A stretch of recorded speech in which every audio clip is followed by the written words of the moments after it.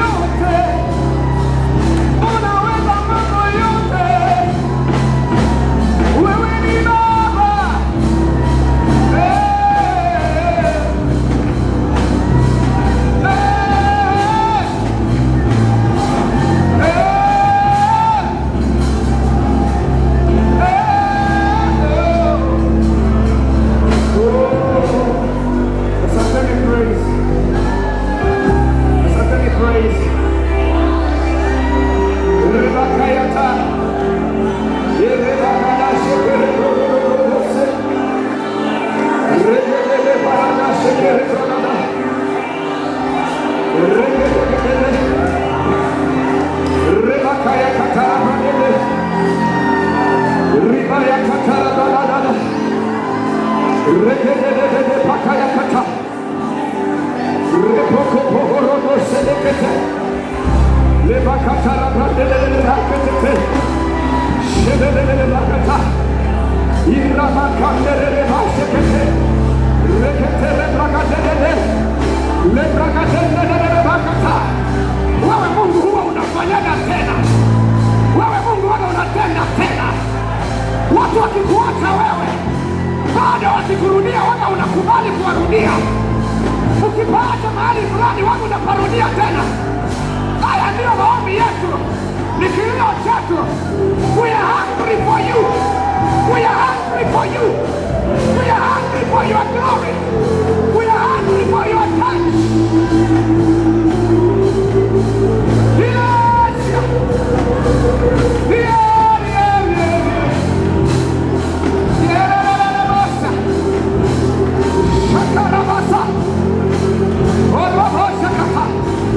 Roho Mtakatifu gusa kanisa lako. Roho Mtakatifu gusa watu wako. Roho Mtakatifu gusa watu wako. Roho Mtakatifu gusa wa mama. Roho Mtakatifu gusa wa mama.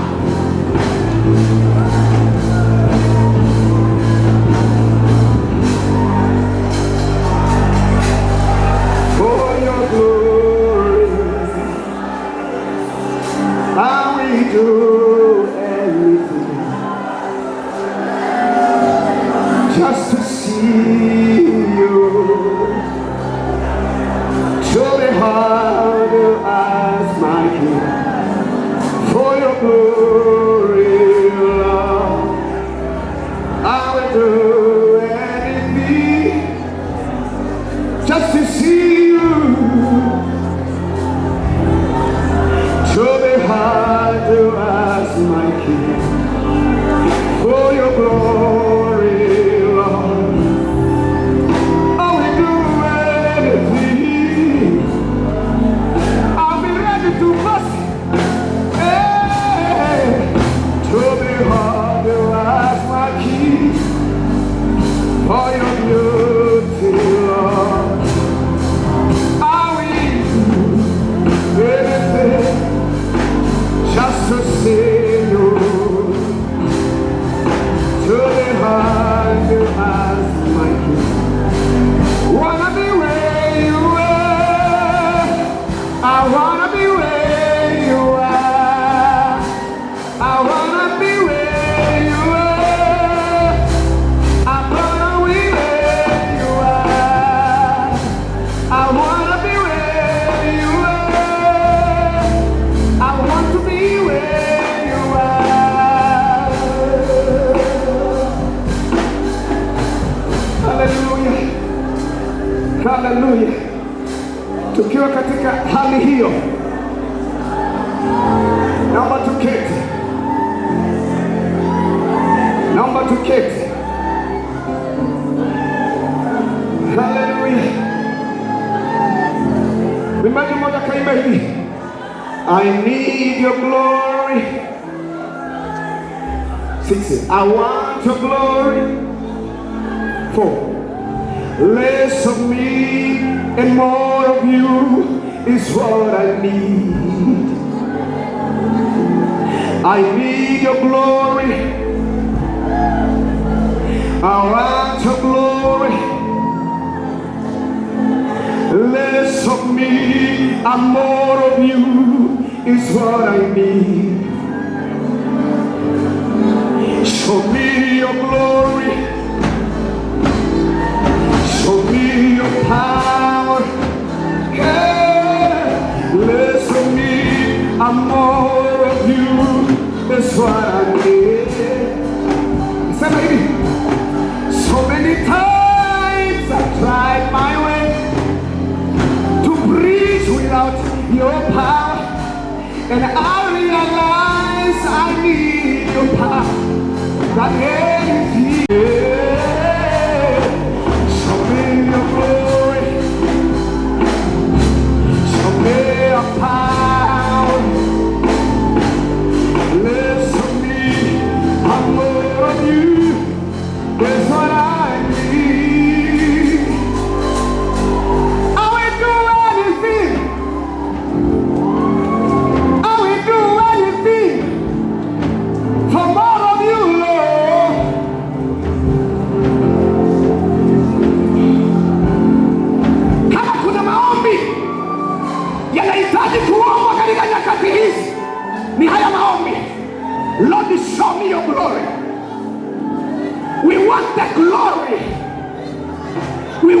glory.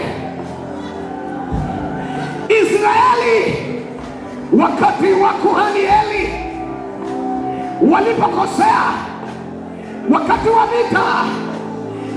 vita ikapelekea, kwa sababu walikuwa wamekosea Mungu, sanduku la agano likachukuliwa kutoka Israeli, likachukuliwa na Wafilisti, na tukio hilo likasababisha watoto wawili wa kuhani Eli wakafa. Lakini mkwewe aliyekuwa mjamzito aliposikia habari za kuchukuliwa kwa sanduku, alijifungua pale pale,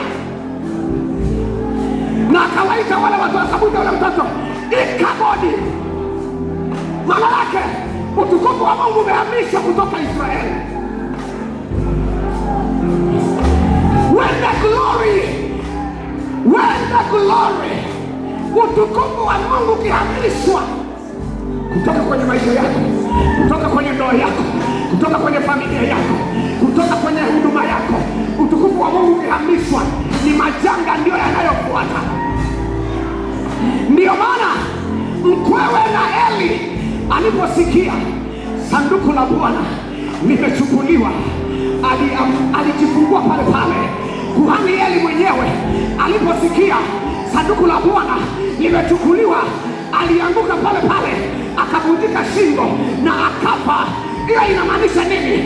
Kuna watu ambao walielewa umuhimu wa uwepo wa Mungu na utukufu wa Mungu kwenye maisha yao, wakasema sanduku kama limechukuliwa, hakuna maana ya kuishi, bora kufa. How can I live? How can I minister? Nitafanyaje huduma bila huu utukufu? Wakaamua kufa. Haya ndio maombi ambayo yanahitajika katika kanisa la leo. Wanahitajika vijana, wanahitajika wababa ambao watasema, Baba, tunataka ule utukufu, tunataka yale mamlaka, tunataka ile nguvu irejee tena, kama walivyotembea na kina mzee Shimba, kama walivyotembea na kina mzee Absalom, kama walivyotembea na kina mzee Ntumo. Mzee Ntumo akaamuru pale Bigabiro, akasema, kwa nini Mungu sitokeze mto hapa? Na akahangaika kwenda kuchota maji mbali, akatamka tu, kwa nini Mungu usitokeze mto hapa? Kesho yake chemchemi ikatokea na ipo mpaka leo. Wa utukufu huo uko wapi leo? Where is the glory today? Tumana kwangu nimeshasema, I need your glory. I want your glory. I don't just need it. Less of me and more of you is what I need. Show me your glory. Show me your power. Less of me and more of you is what I need. Sijui kama kuna mtu anaomba haya maombi. Mungu ametuokoa tuwe watu wa kuja kanisani na kurudi. Ametuokoa tuwe carriers of his glory, tuwe carriers of his power.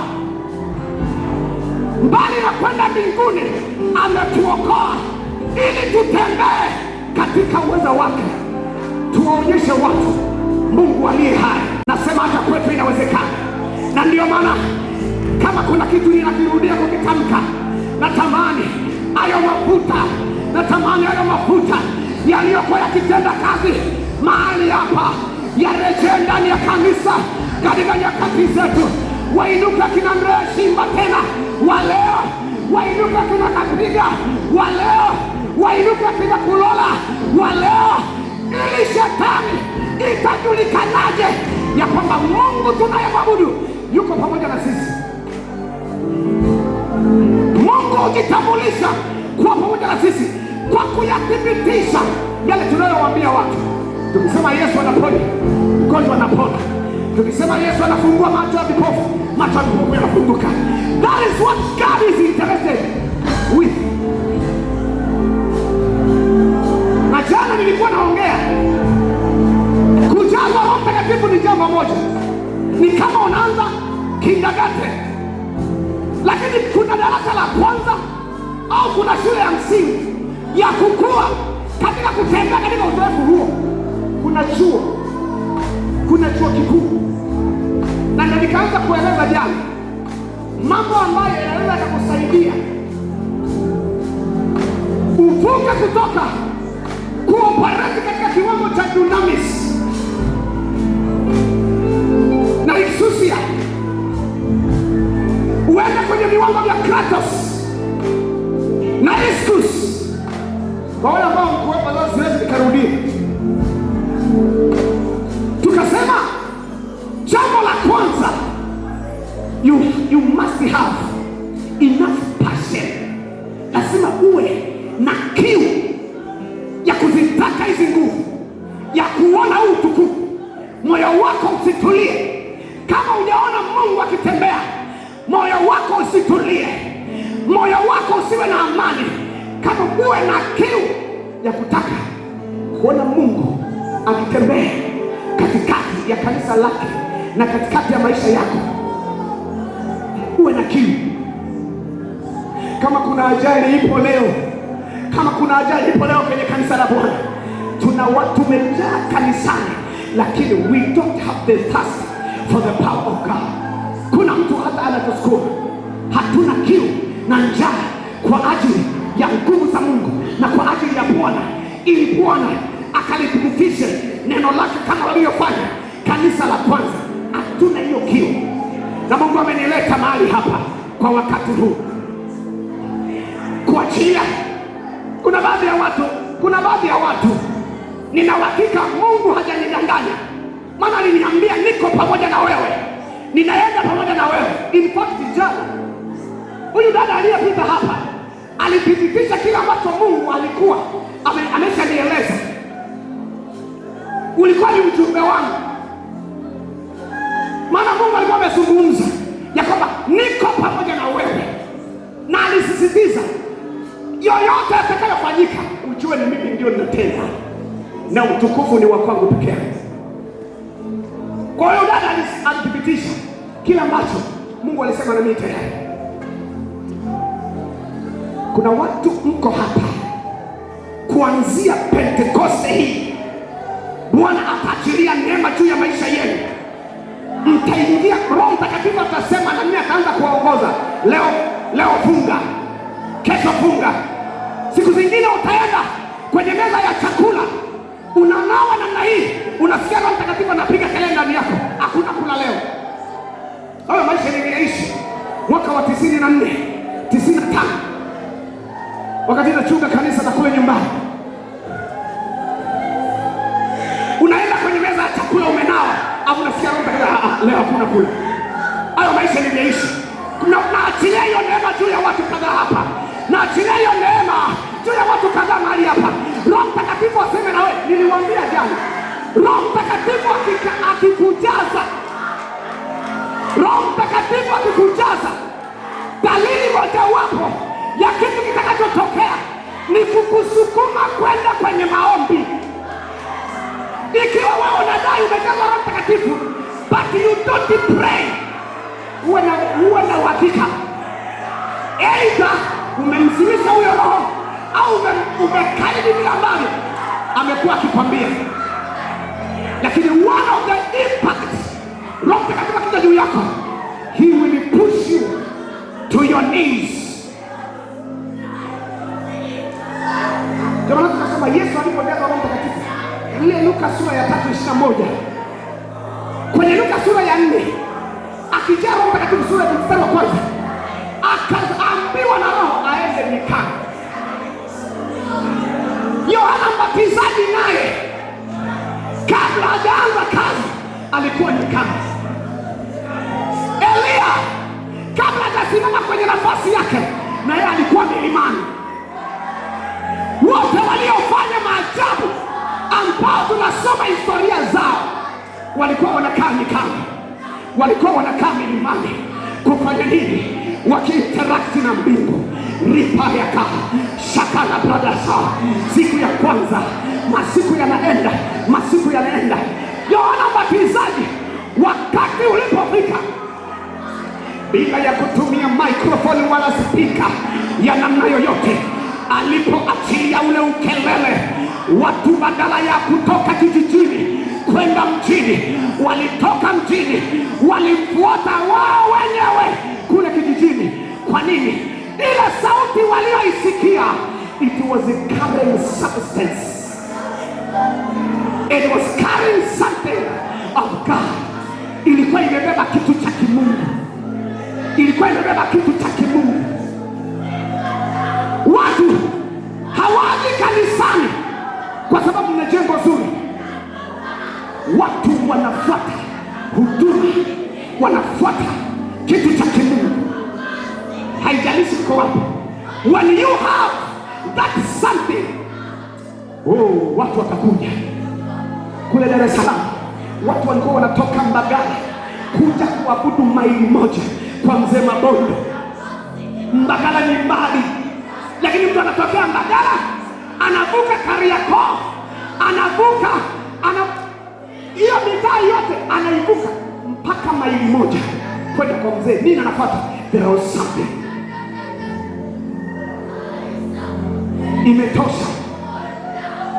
Imetosha michanganyo hapa tunayoiona huko kanisani. Michanganyo tunayoiona huko kanisani. Michanganyo tunayoiona kwenye makwaya. Michanganyo tunayoiona kwenye ndoa is because the glory of God, utukufu wa Mungu hauko kwa kiwango hicho. Ndio maana watu hawawi transformed, hawabadilishi tabia zao. Wakati Roho Mtakatifu anapoingia ndani ya mtu, mojawapo ya kitu kinachotokea, anambadilisha, anakuwa mtu mwingine. Lakini leo waumini wako hawabadiliki. Mzinzi lakini bado anaimba. Mzinzi bado anaimba, hana hata aibu. Anasimama hapo watakao kuimba, anapiga na kinanda. Kwa nini? Kwa sababu the glory is not to that level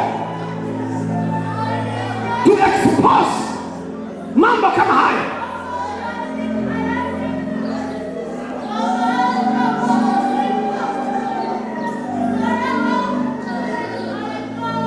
Kwa jana nikasema njia mojawapo ya kurejesha na kukua katika utendaji wa nguvu za Mungu ni kuwa na hiyo kiu.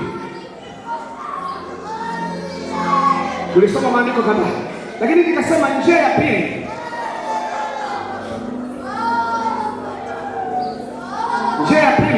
ni maisha ya maombi. Luka 18:1 imewapasa kumwomba Mungu siku zote.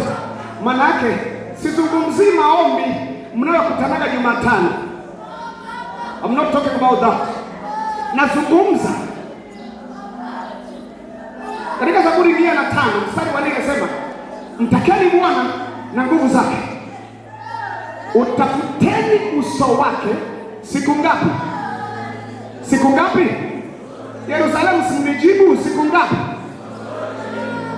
Leo ni siku, na kesho ni siku, na kesho kutwa ni siku.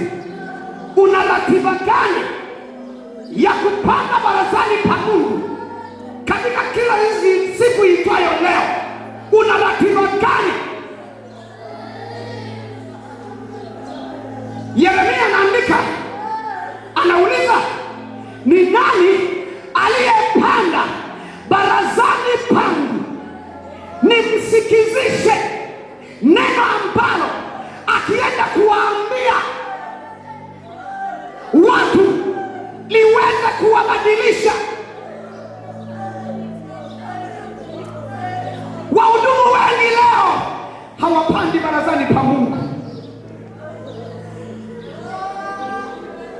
Wanajiamini na degree zao, wanajiamini na diploma zao, wanajiamini na sauti zao nzuri, wanajiamini na ujuzi wa kupiga kozi na nini. Basi huduma imekuwa inafanyika kwa mazoea. Ndio maana hatuoni madhihirisho ya kimungu. Mtu amekesha anaangalia pornography. Mtu anaangalia pornography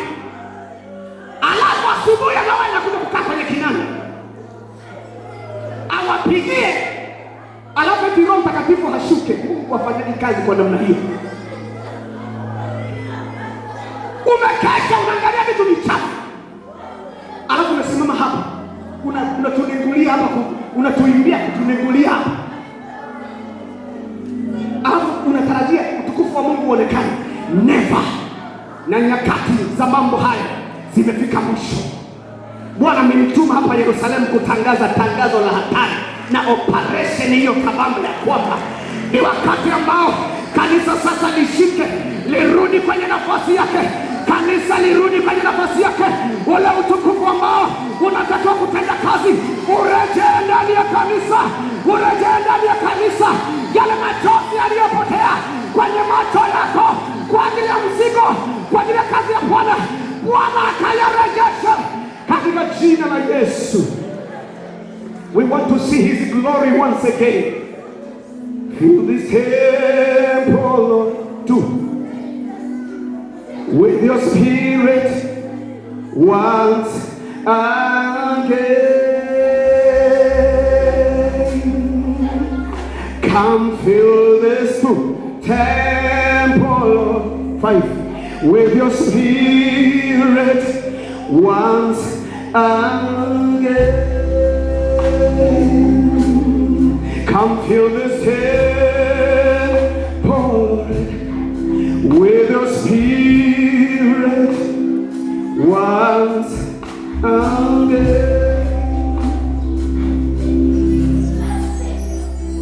Nikasema ukishakuwa na kiu huwezi kushindwa kuomba. Na watu mlishafika mahali mkasema siwezi kufunga siku 3 kavu. Tatizo sio wewe, tatizo ni kiu. You don't have the taste.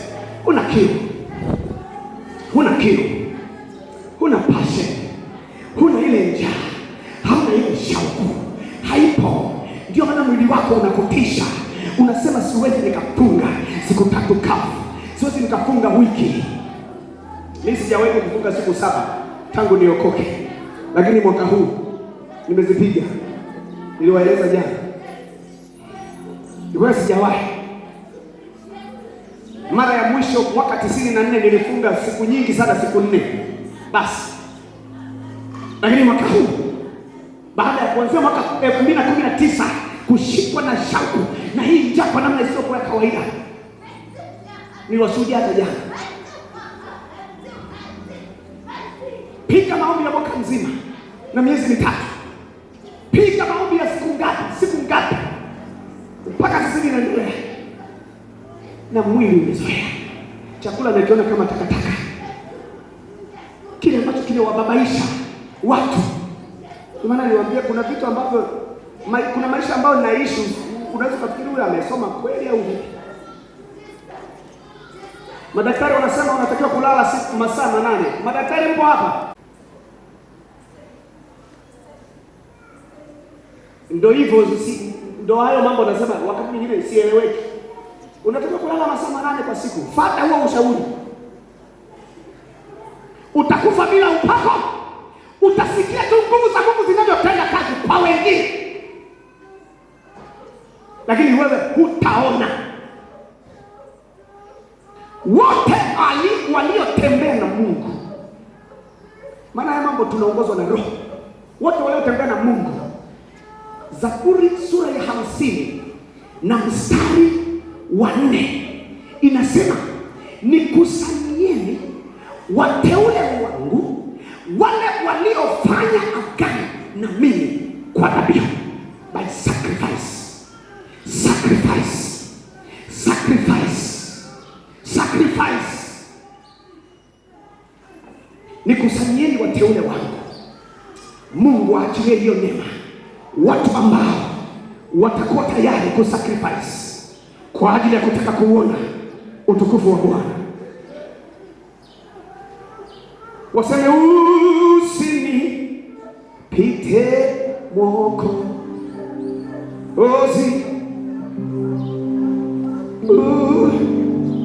nisikie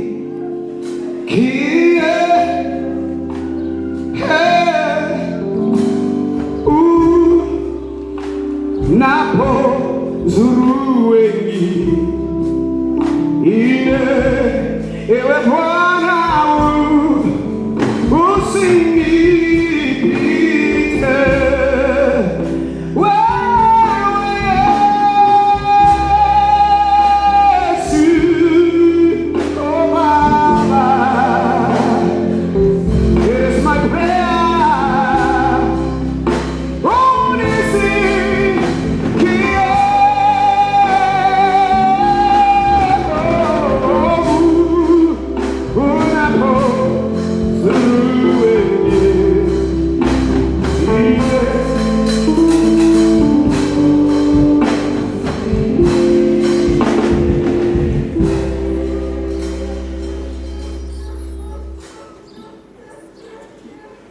utafanya uso wake siku zote. Maombi ni swala la siku zote. Hakuna mwezi wa maombi, hakuna wiki ya maombi, ni siku zote. Uweze kuamini, almost every day huwa nalala saa 9. Leo nimelala saa 10. Na when you sacrifice, Mungu naye waga nalipa. Haya madhihirisho unayoyaona, usifikiri na kula ugali au labda mimi na bahati sana au nina akili sana. There is sacrifice. Kuna miguu ya kuku nimeitazama kwa macho hivi nikaachana nayo. Kwa nini? I want the glory.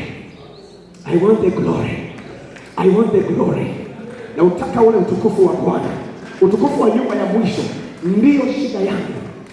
Nataka niwaambie wazee wetu huko waliko, kama huwa wanaweza wakaona, wakiangalia wanalia machozi, wanachokiona kinachoendelea kwenye kanisa, wanalia kama huwa wanalia huko waliko. Wakiangalia kinachoendelea ndani ya kanisa la Kipentekoste, wanalia huko waliko. Namuomba Mungu hicho kilio wazee wasilie tena. Wainuke watu hapa, wainuke wamama hapa, wainuke vijana hapa, ambao watayafuta machozi ya wazee wetu, ambao watasema, Baba, hatuko tayari mpaka tukuone. Tunataka tukuone, tunataka madhihirisho yale ambayo Paulo anasema, nilipokuja kwenu sikuwahubiri injili kwa hekima na maneno ya kibinadamu, lakini nilihakikisha injili ambayo nimehubiri imeambatana na madhihirisho na dalili za nguvu za Mungu. Ibada zetu zote zilipaswa ziwe na madhihirisho ya nguvu za Mungu every time when we meet. Kwa sababu ya muda,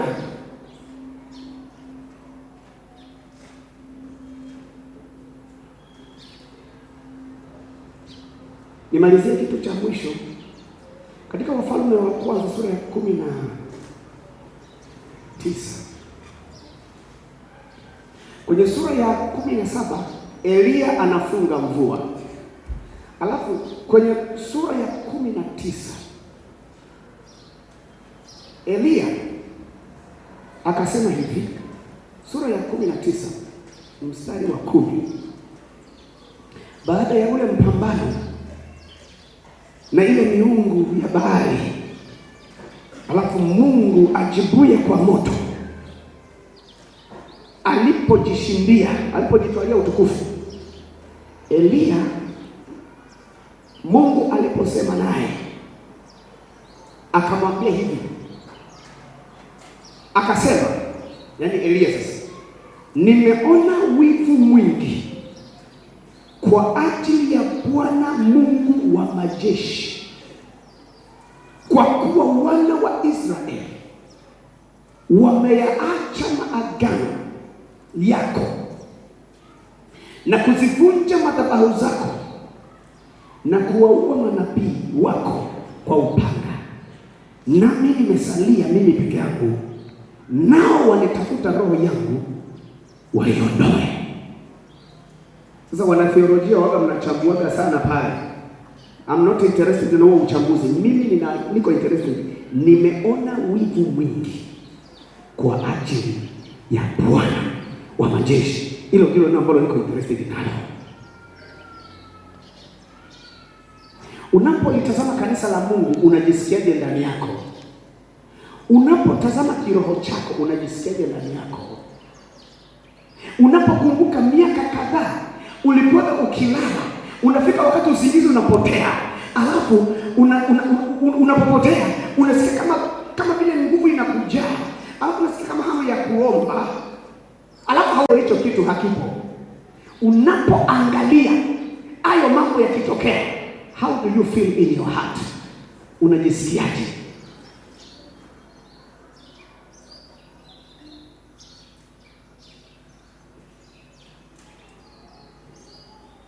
Jana niliwaambia wa FPCT wakati mwingine tumebakia kulalamika.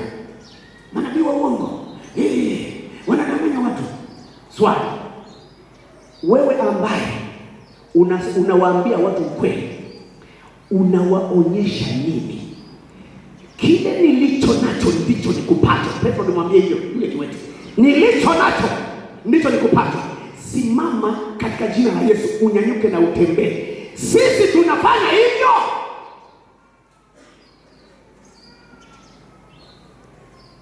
Nina uhakika kuna watu wamekuwa wakija kuabudu kwenye makanisa yetu akijua labda hapa nimetembea sehemu nyingi bado sijapata majibu, ngoja nijaribu na hapa.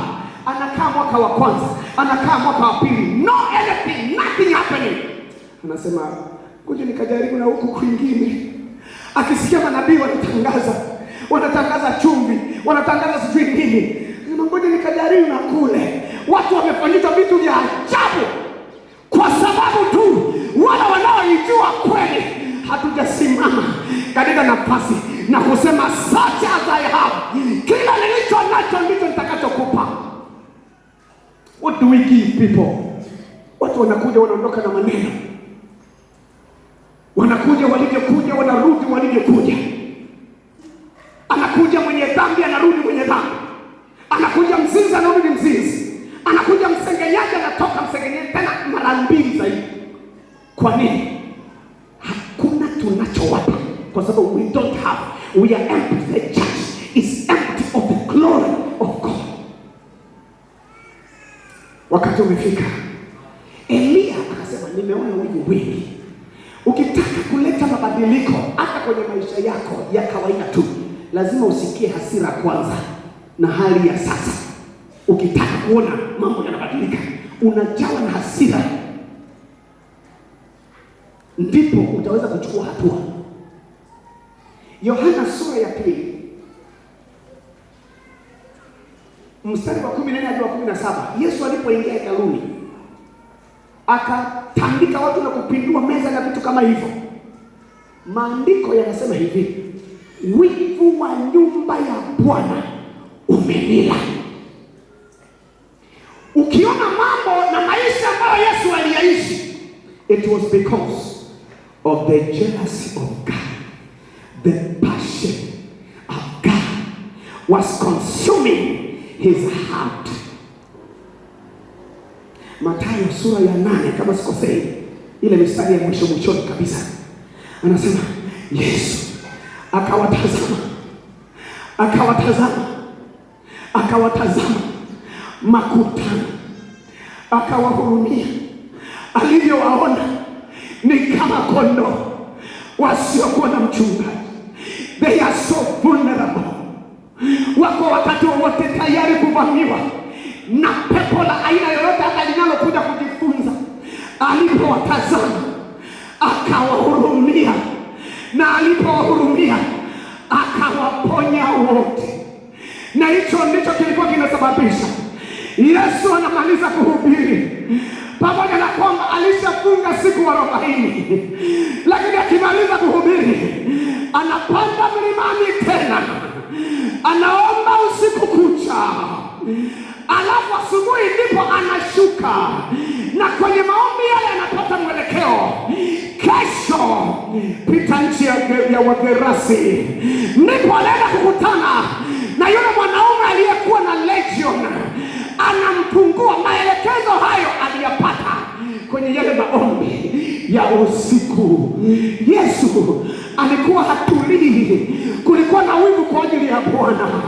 Wewe ukiwatazama ndugu zako, ukitazama nchi ya Tanzania, ukilitazama kanisa la Tanzania, wako watu ndani ya makanisa wamefungwa. Kuna watu wanaugua kisukari mpaka anakufa, wala hakuna hata mmoja anayeshikwa na hasira na kusema kwa nini hii kisukari isiamrishwe ikatiatuka toka kwenye mwili wa huyu mtu? Kwa nini hii pumu isiamriwe kwa jina la Yesu iondoke? Kwa nini haya magonjwa ya mifupa yasiamriwe yakatoka kwenye maisha ya hawa watu? Tunaona tu kawaida, ili mradi watu wanakuja wanatoa sadaka, wanatoa na vikumi, mapato yanazidi kuongezeka. Lakini wanapitia kwenye hali gani?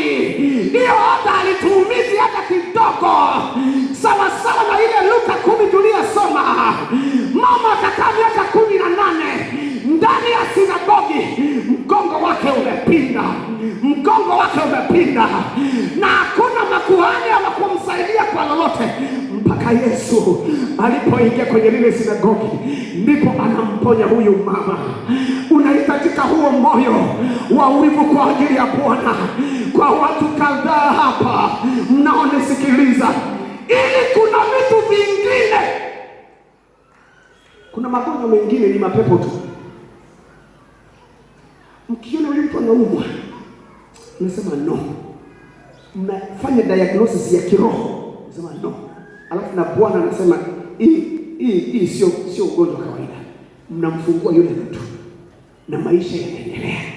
Kilichosababisha kanisa la kwanza liongezeke, Mungu alikuwa analithibitisha neno lake kwa ishara zilizoambatana nalo. Are we doing the same today? Naomba tusimame. Nataka kumwambia Bwana,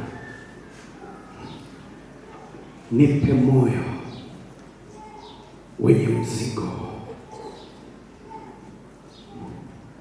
Naomba nisikie watu wanaomba. Nisikie mtu anaomba. Fungua tu kinywa chako.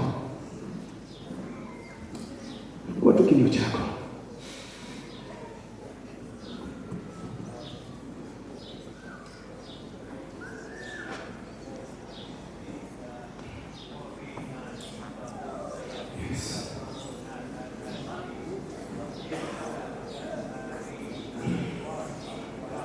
Mungu, najua wewe unasema kweli. Ninaachilia sauti yako kwenye mioyo ya watu wako kadhaa hapa.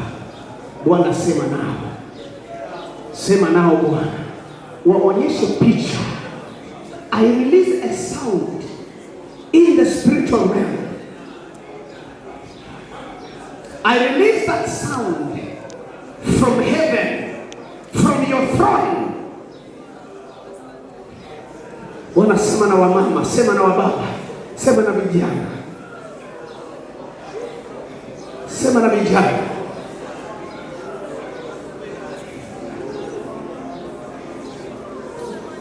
Yuko Mungu mbinguni, sikia ombi.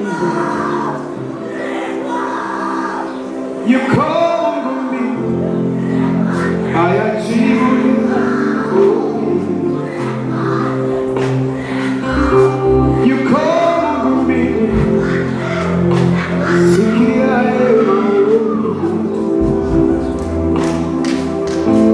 Yuko Mungu mbinguni, ayajibu maombi. Tunapoomba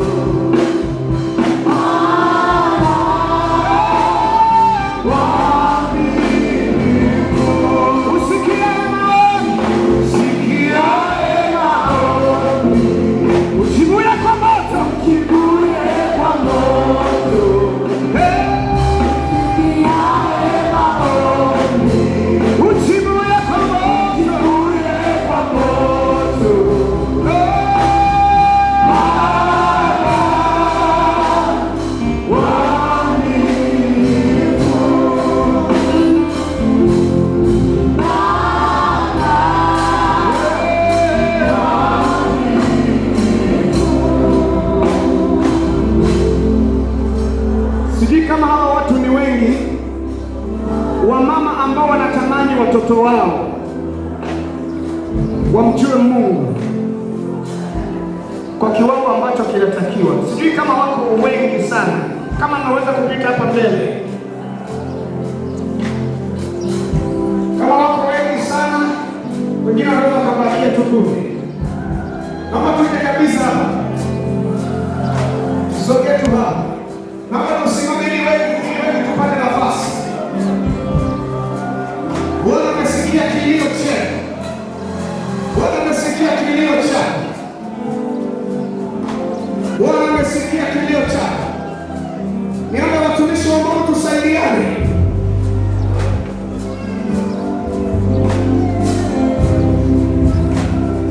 Ukifika hapa usianze kunishangaa mimi. Wewe ndio unajua kilichokuleta mahali hapa. Mungu anatafuta haya machozi yako, anatafuta haya machozi yako, anayasubiri haya machozi yako. Wewe ndio unayejua uchungu, jinsi ilivyokuwa uchungu kumzaa huyo mtoto. Wewe ndio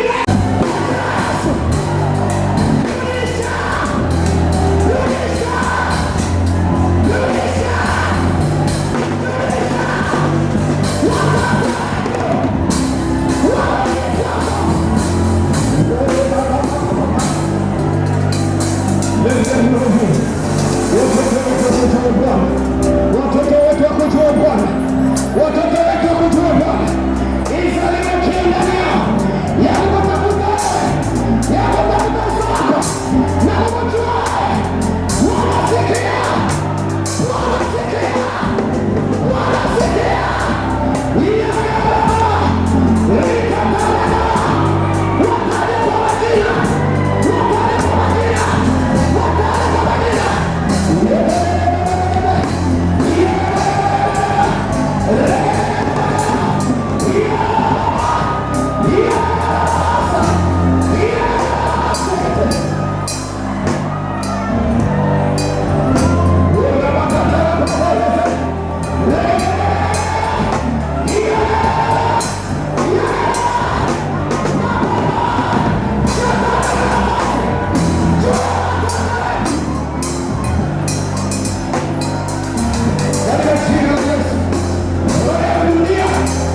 wanasikia.